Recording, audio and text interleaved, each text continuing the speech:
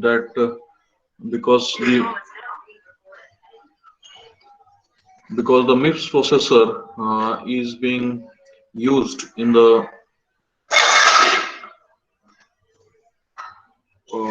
recent processors, particularly the embedded systems market has been captured a lot by this particular MIPS processor, and it is finding places in the general computers also. So that is why the MIPS processor study is inevitable as a part of the computer organization subject. Uh, Even in the universities, international repute universities like MIT, uh, which is from the United States of America. So there also this particular processor is being taught as an example, and that too right from the beginning without referring to the other processors. So that is why we have also taken decision to include this particular processor.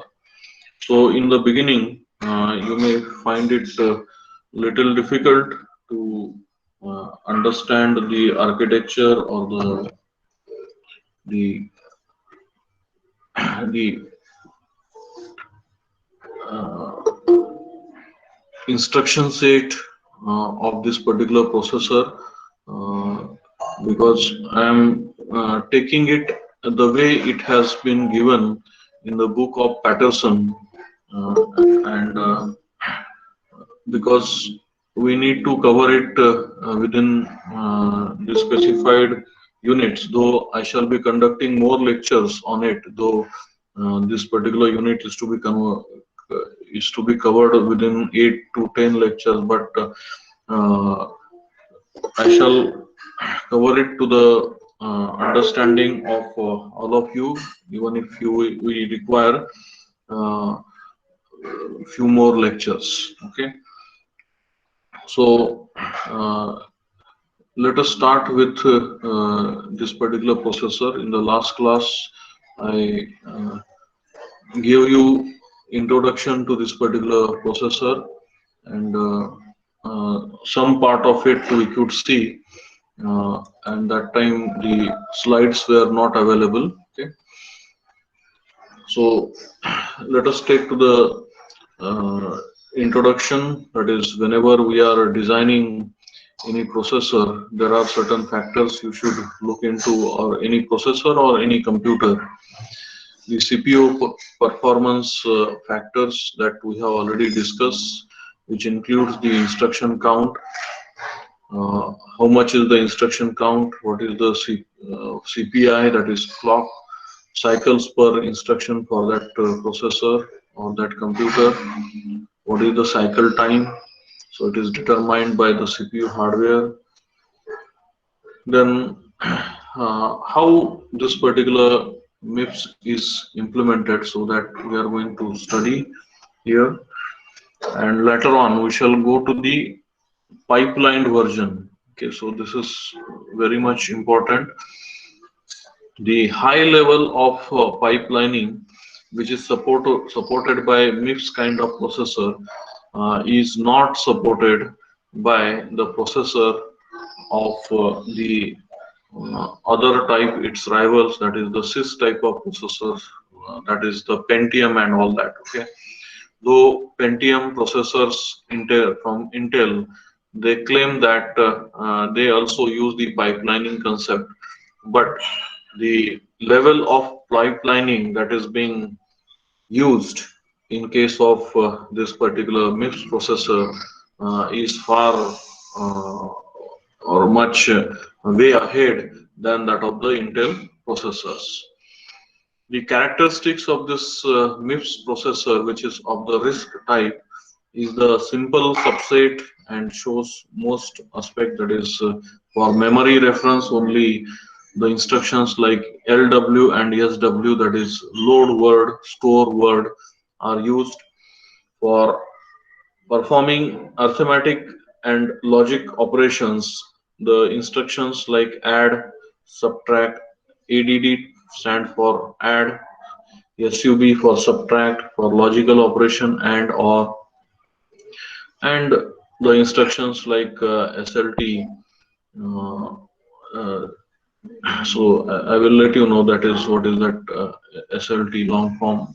The control transfer instructions like BEQ, that is branch if equal, then J stands for the jump instruction, like that.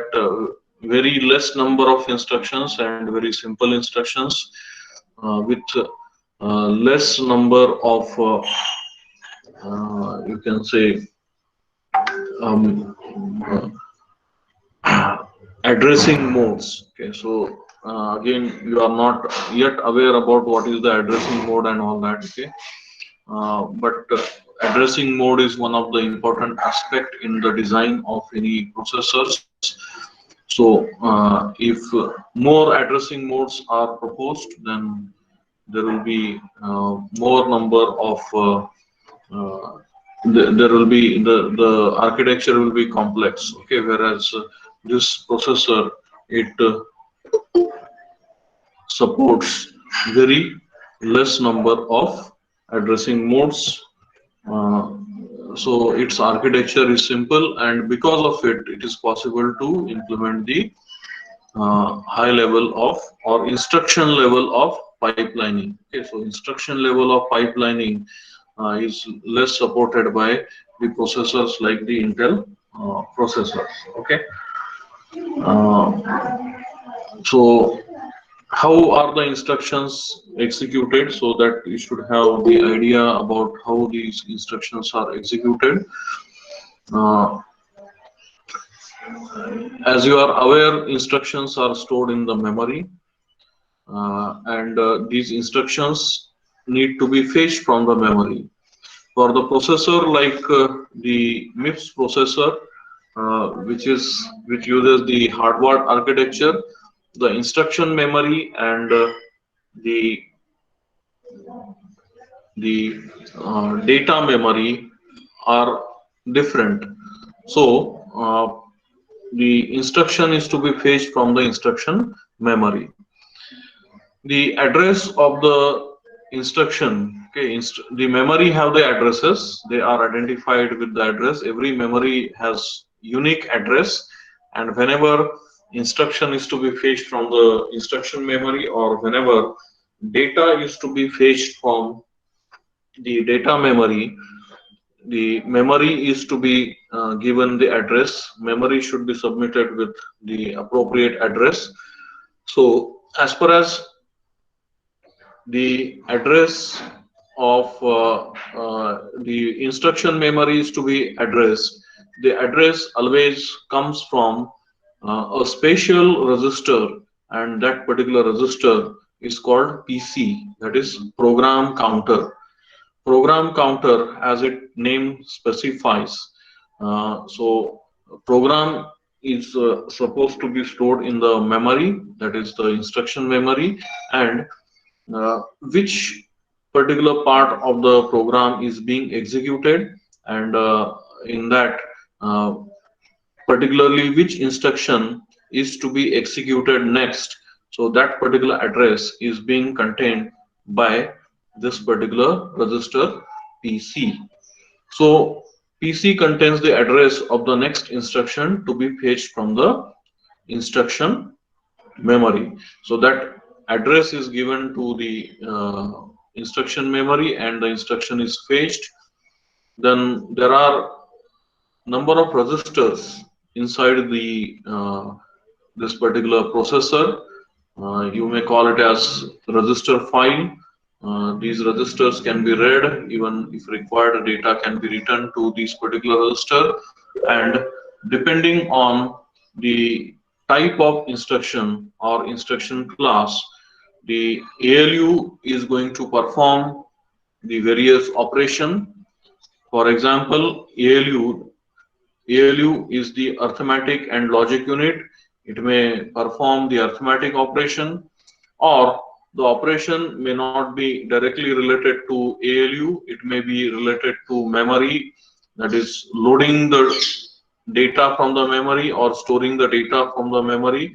So in that case, the role of the ALU is to calculate the address, memory address of the data memory. Okay, so the load and store instructions are there for the purpose of loading the data from memory or storing the data to the data memory, and in that case there is a specific addressing mode, and in that the role of the ALU is to calculate the address. Okay, so simple additions would be required to calculate the address of the memory where the operand is there. Whereas there may be the instruction may be the branch instruction, and in that case again ALU takes parts in calculating the branch target address. Okay, so though ALU is meant for basically performing arithmetic and logic operations, but in addition to the arithmetic and logic operations, it supports the processor in calculating the data memory addresses and calculating the branch target addresses. That is, in case of the branch instruction, the address of the next instruction to be fetched is not in the next memory location. It is uh, somewhere backward. Okay, you need to skip certain number of instructions, that is called the forward jump, or you go back to many instructions, and that is called the backward jump instruction. Okay, later on the processor has to access the data memory or load or store depending on that. Okay, and the operation is performed, the said operation in the instruction is performed. The instruction contains the machine code that indicates what operation is to be performed, and upon that the ALU is going to act. And after the operation is performed, the PC usually in the normal case, what it does is that the current contents of PC are added with 4, because every instruction is of 4 bytes. So the next instruction in the memory is supposed to be at the 4 bytes after the current instruction.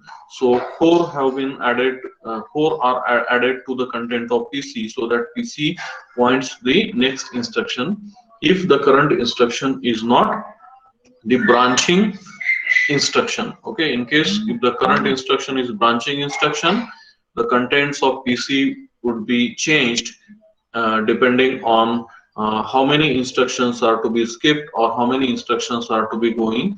The processor need to go back. Okay, whenever instruction is fetched, the complete instruction, that is all 4 bytes from the memory, are fetched, and then that particular instruction is decoded for the operation. Okay, so this is overall instruction execution sequence. So once one instruction is executed, the processor now has the address of the next instruction. So next instruction is fetched. Okay, so the address is always contained by the PC, that is program counter. Okay, so this is how the instructions are executed in any processor. Okay, so it may be it RISC processor or CISC processor.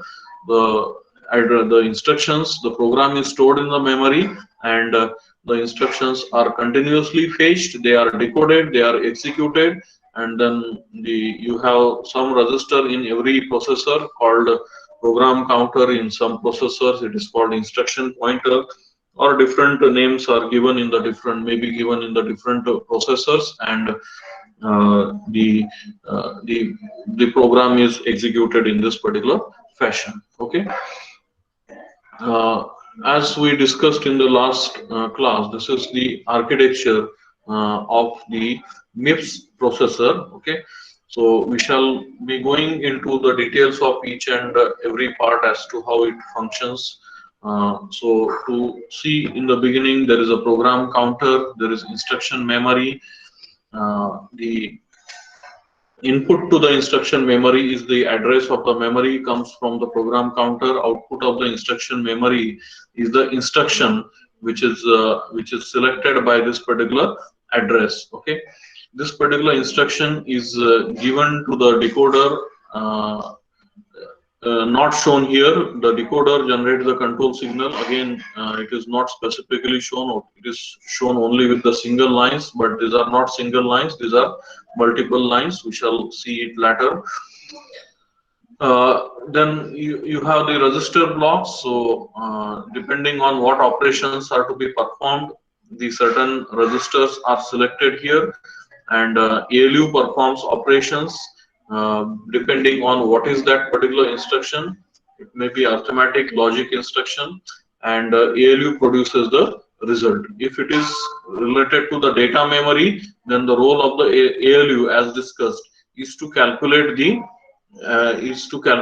address of the data memory. Okay, so if ALU is calculating address of the data memory, it will be given to the data memory. If ALU is working on some numbers, performing certain arithmetic and logic operation, the result of the ALU is given back to the register and it will be written into the register. Okay, so this is the array of registers, and the instruction specifies from which register the data is to be read and is to be given to the ALU, and to which particular register the resultant operation is to be stored.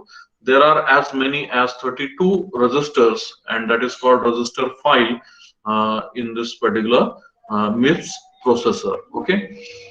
So like this, you have the ALU, that is arithmetic and logic unit, which is followed by this register file. The ALU is followed by this particular data memory. Okay, and the data memory always receives the address from the ALU. Then data memory may receive the data which may be required to be stored into it. Okay, so the purpose of the data memory is either to store the data. So when write operation is performed, data is stored into the memory. Okay, it will be given from here, whereas the other operation that can be performed on the data memory is read operation. Okay, so in that case the address is given, and in case of read memory, the contents of that particular memory are sent out on this particular outputs, and it will be read, and it will be read in the sense that it will be taken into some registers. Okay, so two operations are there with the data memory. One is the store operation, with which the contents of some register are stored into the data memory, or the load operation, in which the contents of some data memory is loaded into the into one of the register. Okay, so two basic operations are there. Then at the top you can see there are two different adders. Okay, the first adder is the default adder, and many times this adder is used to add just 4 to the current contents of the program counter PC, so that the PC can be modified to contain the address of the next instruction. As it is already discussed, the next instruction will be after 4 locations, and that address will be contained by PC. Okay, after the current instruction is being fetched. Okay, but in case of branch instruction, then this particular second adder is used, and depending on what is that particular instruction, so it is the branch instruction, and depending on the operation of that particular instruction, the new address is calculated. That is how many address locations are to be skipped, or you need to go back. Okay, for example, this number is some number which is which can be a positive number, or which can be a negative number, and in that case that positive number or negative number is added to this, and in that case the result of the second added the result of the second adder is rather stored into the PC. Okay, you can see here simply that either the output of first adder is going here, or the output of the second order adder is going here. So which particular output will go here? So here it is this is not a simple junction here, so it is a multiplexer. Okay, so you need to use multiplexer here, and or it is multiplexer is being used here, and depending on this particular instruction, either the output of first adder is given to the PC, or output of the second adder is given to the PC. So that depends on the type of instruction. If it is a simple instruction, if it is a not a branch instruction or a non-branch instruction, then in that case always the address of output of the first adder is given to the PC. But if it is a branching instruction, then in that case the output of the second adder is given to the PC. Okay, so in the similar fashion here, as you understood that there is a multiplexer here, so you can see that there are many places where there can be, or there will be a multiplexer. So the detailed architecture we shall see in the due course. Okay, so this is the overview of the architecture. So if some part you are not yet understood in this, how this particular processor will function, we are throughout this particular unit we are going to elaborate the operation of this particular processor only. Okay, so you can see here that these are not just wires that are tied together. Okay, so what we need to do is that what is done here is that the multiplexers are being used here. Okay, so you can see here this particular diagram shows much more details here. So so this particular multiplexer, what it does, it has the inputs from the output of the first adder, or it has the input from the output of the second adder, and its output is either the output of the first adder or output of the second adder. So it is controlled by this particular line, select line. So there is a single select line. So this is 2 input 1 output multiplexer, that is 2:1 multiplexer. So this particular instruction or this particular AND gate, it specifies that, so if this particular AND gate calculates whether it is a branch instruction. In case of the conditional branch instruction, the result is computed by the ALU, and ALU tells whether the jump is to be caused or the jump is not to be caused. Okay, so if the condition is evaluated by ALU, and if the jump is to be caused, then this output of the ALU will be 1. It is a branch instruction, so when both the inputs are 1, the output is 1. So multiplexer will select the output of the second adder.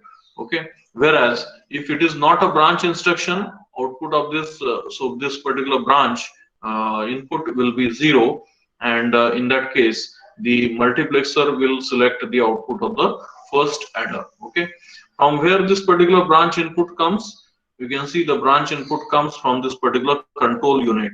Okay, so the control unit, it reads the instruction, what is the instruction, and after the instruction is decoded, the control unit will come to know that whether it is a branch instruction or it is not a branch instruction. If it is a branch instruction, its branch output will be 1. If it is not a branch instruction, its branch output will be 0. Okay, like that the control unit generates many control signals. Okay, so though some of the control signals have been shown here, but many of the control signals, they are not being shown here. And in the earlier diagram also this control unit was not shown, but control unit is one of the most important part of any processor. Now, this control unit is preceded by instruction decoder. Instruction decoder is the unit which decodes the instruction. So after decoding the instruction, The processor comes to know what is that instruction. Okay, so the instruction for a processor can be add instruction, it can be subtract instruction, it can be a logical instruction like OR instruction, AND instruction, it can be instruction related to memory, that is load from data memory, it can be instruction again related to memory, that is store something into the memory. So it understand, the instruction decoder has to understand depending on the group of zeros and one which are there in the instruction, and need to perform the appropriate operation and need to generate the appropriate signal. So what signals are generated for the data memory by the control signal? So it tells whether the memory is required to be read. Okay, so whether the read operation is to be performed on the memory, or it specifies whether a write operation is to be performed on the memory. It tells again this particular multiplexer whether the input is to be taken directly from the instruction which is read, or the input to the second operand to the ALU is to be taken from the register. Okay, then it tells which is yes, it is shown here, it tells to the ALU. Okay, you can see here this particular line coming from the control unit. All blue lines, they are the control lines. So it tells the ALU which operation is to be performed, whether it is arithmetic operation, and in arithmetic particularly add, subtract, or the other operations supported, or the logical operations. So it tells the ALU which operation is to be performed. Of course, this is not the single line. With single line, it is not possible to specify that particular operation. You need multiple lines. So all these particular lines need not or may not be the single lines. They are group of lines. Okay. So like this, the control unit gives or generates the control signal for each and every component, or you can say the block in this particular processor. It generates the control signal for the registers also, that is register, write, and like this. Okay, so all of them, they are not shown here. So there are many more control signals that are generated here. If we show each and every control signal, then this particular diagram will be much complicated. Okay, so this is the control. Now how this is being achieved. Okay, so a very brief history has been given in the book. We have already discussed all these things, that is the digital electronics parts. So this particular processor is built with the digital electronic circuit which understand only 0 and 1. Then combinational logic circuits are used in that, as well as the sequential logic circuits are used there. Combination logic circuits, they consist of the multiplexers, demultiplexers, adders, subtractors, and all this like this thing.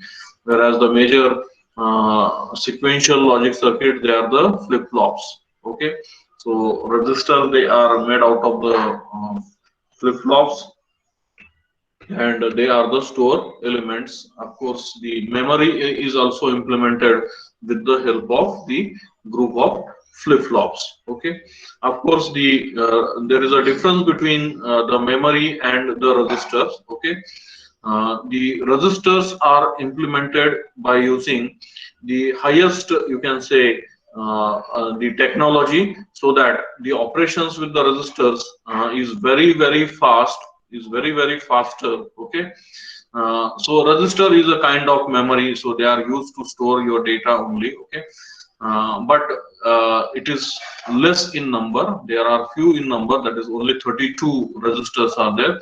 Whereas if you see the characteristics of the memory, maybe instruction memory or data memory, so they are also used, they may be also used using the flip-flops and like that. Okay, but many times in earlier processors, this memory was implemented not exactly like the flip-flops. Okay, for example, the static memory is implemented using flip-flop, but dynamic memory is not implemented using flip-flop. The way is different, but most of the MIPS processor, they implement this particular instruction memory, data memory using static memory. Usually the cache memory is implemented using the flip-flop, whereas the rest of the memory, in case when you need huge amount of memory, then that is the DRAM, that is dynamic RAM, and that is implemented using the other type of memory. Of course, there is a separate unit on the memory, and we shall go into the details of that later. Okay. So these are the combination elements and multiplexer, arithmetic and logic unit, adder, and all these things. So they will be used to build this particular thing. The sequential element. So one of the most important sequential element is the resistor. So D flip-flop is being shown here, whereas the other flip-flops, that is JK flip-flops and T flip-flops, are also sequential element, but as far as only storing of the data is concerned, then most of the time the D flip-flop is used. Okay, so you can see here that the this particular diagram has been shown, and in this timing diagram, the operation of the D flip-flop is being shown, which is the age triggered flip-flop. It is the positive age triggered flip-flop. The symbol tells that. Okay, so at the positive age, the whatever is the input at the D, so that according to that the Q output is going to change here. Okay, so here this particular instant, it indicates that change in the state of this particular Q. Okay, so if D is changing here at this time, then immediately it is not reflected in the output. So when the next positive edge comes, then at that time the Q output will respond to the change in the input here. Okay. Again here you can see that again D is changing, but immediately Q, that is the output, is not changing, and when the next positive edge comes, then at that time the Q is going to change. Okay, so that is why D, that stands for delay flip-flop. The output Q changes after some delay. Okay, so that delay depends on at what time this particular D input has been changed, and from that time how much it takes to come to the next clock pulse. Okay, so D may change asynchronously, randomly at any time. Fortunately, if D changes just before the this particular you can say rising age of the clock, then you are able to see immediately the changes in the output. Whereas unfortunately, if D changes immediately just after the rising age has gone, then in that case the flip-flop will exhibit more delay to change its output. Okay, so usually the the sequential logic circuit, they are used with the combination logic circuit, as we have discussed in case of the counters also.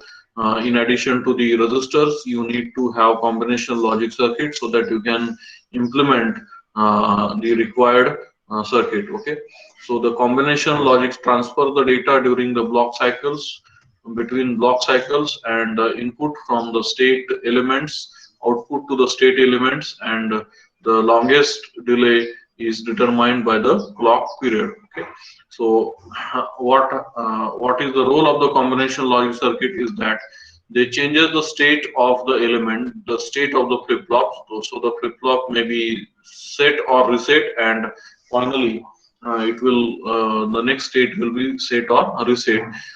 Here the combination logic may work on the group of elements, and in that case the group of elements will undergo the state change. Okay, So the actual diagram, it can be drawn in this particular fashion. That is, input is taken from the state element, combinational logic applies those particular rules and or logic, you can say, and it gives back again to the state element, so that the state of this element will change. Okay, so that happens in one clock period. Okay, now the most important part that we shall be studying is how this particular processor is built, uh, what is the role of each and every unit, and how that particular unit functions inside MIPS, how is the instruction set of the MIPS processor, and according to that particular instruction, how operations are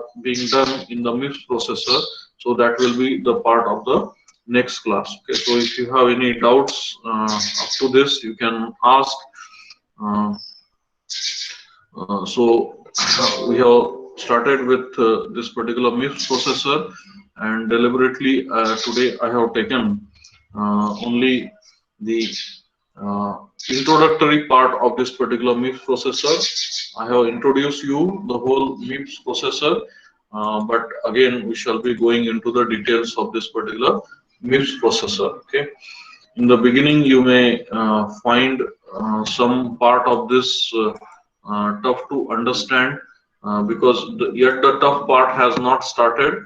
But if you are understanding right from the beginning the architecture, the instruction set, then there won't be any problem understanding the more tougher part. Okay, so I am going to alert you that in the next few lectures we shall be going to the concept which are not very easy to understand unless you have the concrete foundation for those particular concepts. So even if we need to spend more time on this particular foundation, the fundamentals, then does not matter. You can ask your queries, and if you do not have queries, then only we shall move further. So immediately you can ask the queries, or you can remind me in the beginning of the next class, maybe on the Monday or in the next week. So you can come up with the queries, and then we shall go forward with this particular processor. So any queries right now? Have you understood this? Already I have started uploading the video lectures, and few have already been uploaded, and in the time to come, whatever lectures we have conducted, so there will be the video lectures will be available, and hereafter regularly the recorded videos and video lectures will be available on the LMS, so that if you are not understood, again and again you can go through some part of the lecture on the LMS. Yes, students, any doubt, any query for now? I could see that again half of the class is present.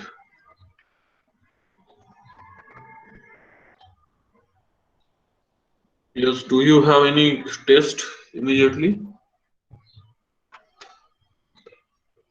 I hope I am audible. Am I audible? Otherwise, Yes, sir, you are audible. so Yes, Yes. sir. otherwise the whole class that I taught would have been in vain. So I ensure that I log on with other device also to ensure that I am in the class. So have you understood what we have discussed today? Yes, sir. Hmm? Okay. Yes, sir. So based on this, we shall now build the more and more concepts, so that when we go to the pipeline concept, okay, so first of all, the architecture you should understand. Without pipeline, how the operation, how the instructions are executed inside the MIPS processor, and then we shall go for the pipeline architecture of the MIPS. Okay. Uh, so we shall stop for now. I hope all of you have marked your attendance. Uh, so you may be having now another class or another test. So you can join that. In the next class, if you have any queries, I shall come to those queries. Okay, but in the next class, if any queries are there, you need to remind me in the beginning itself. Okay. Yes, sir.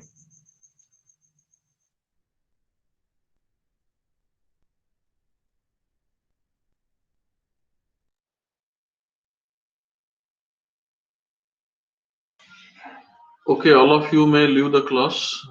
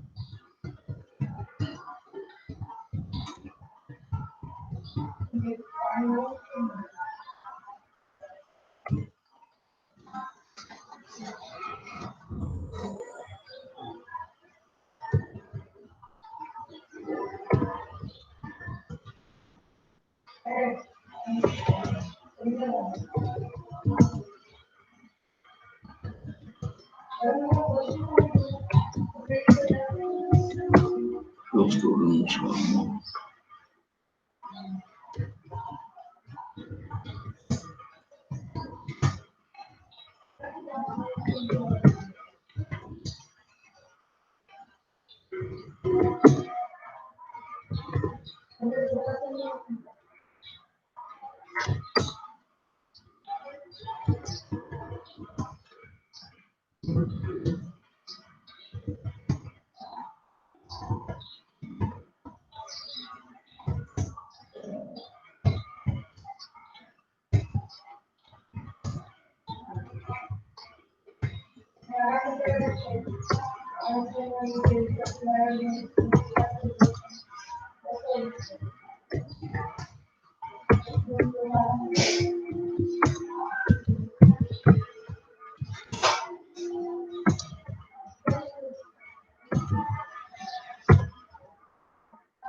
काय झालं त्यांना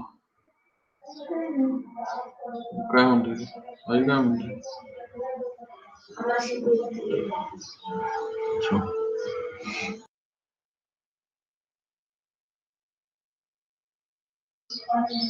Anjali Mali, are you there?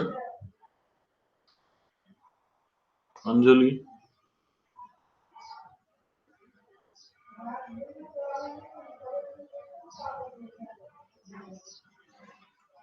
Saurabh Game, are you there?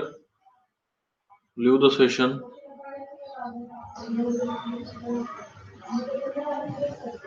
Yes, sir. Siddesh Sagar, are you there? Leave the session. Not there.